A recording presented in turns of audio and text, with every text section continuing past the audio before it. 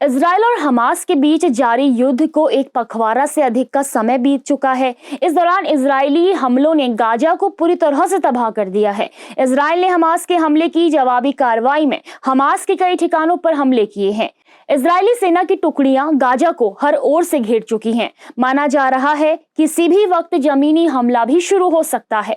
लेकिन बड़ा सवाल यह है कि आखिर एक छोटे से हिस्से को खत्म करने और उस पर कब्जा करने में इजराइल को इतना वक्त क्यों लग रहा है? क्या यह युद्ध लंबा खींचेगा? नमस्कार, मेरा नाम है रेनू उप्रेती।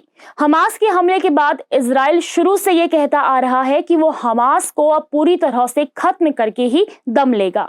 इजराइल ने जिस तरह से गाजा पर हमले की शुरुआत की थी, उसे देखकर युद्ध के जानकार जल्द ही कोई निर्णय निकलने की उम्मीद जता रहे थे, लेकिन ऐसा होता नहीं दिख रहा है। उधर हमास के जरिए बंधक बनाए गए इजरायली नागरिकों को लेकर भी असमंजस बना हुआ है। इजराइल अपने देश के नागरिकों को छुड़ाने के नाम पर भी झुकने को तैयार नहीं है।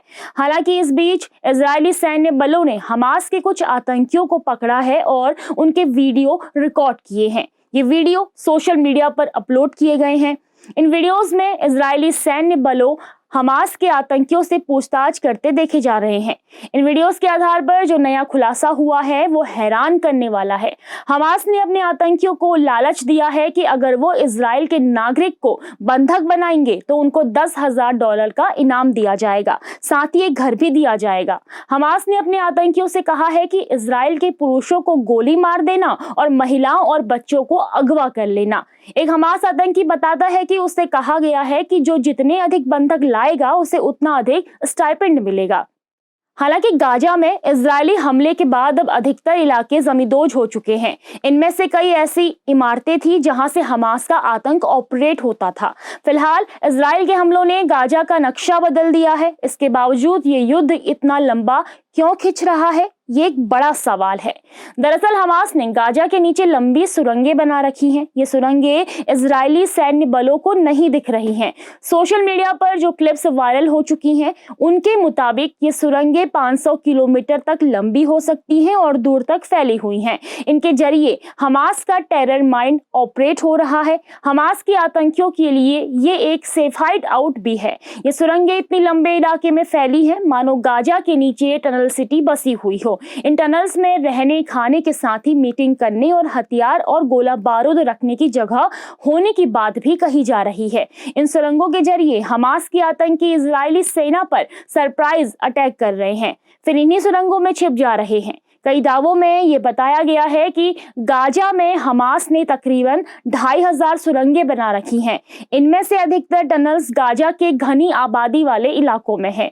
यही वजह है कि इजरायली सेना को इनका पता नहीं चल पा रहा है। इजराइल ने हमास की सुरंगों को खत्म करने के लिए एक स्पेशल फोर्स भी बनाई है। इस स्पेशल यूनिट को यहाँ लोम कहा जाता है। ये यूनिट हमास की सुरंगों को खत्म करने के लिए बनाई गई है। ये स्पेशल फोर्स सुरंगों का पता लगाने और उन्हें क्लियर कर नष्ट करने में महारत रखती है। हालांकि इस स्पेशल यूनिट के लिए भी हमास की सुरंगों को नष्ट करना आसान नहीं है। इसके साथ ही बंधकों को भी यहीं रखे जाने की खबरें हैं। ये भी एक वजह है कि इजराइल अपने बंधकों को छुड़ाने के लिए ऑपरेशन को अंजाम देने की जगह बार बार हमास से बंधकों को छोड़ने के लिए कह रहा है। वो चाहकर भी बंधकों को तक पहुंचने के लिए ऑपरेशन शुरू नहीं कर पा रहा है। इजराइल ने गाजा के नागरिकों से भी बंधकों का पता लगाने की अपील की है।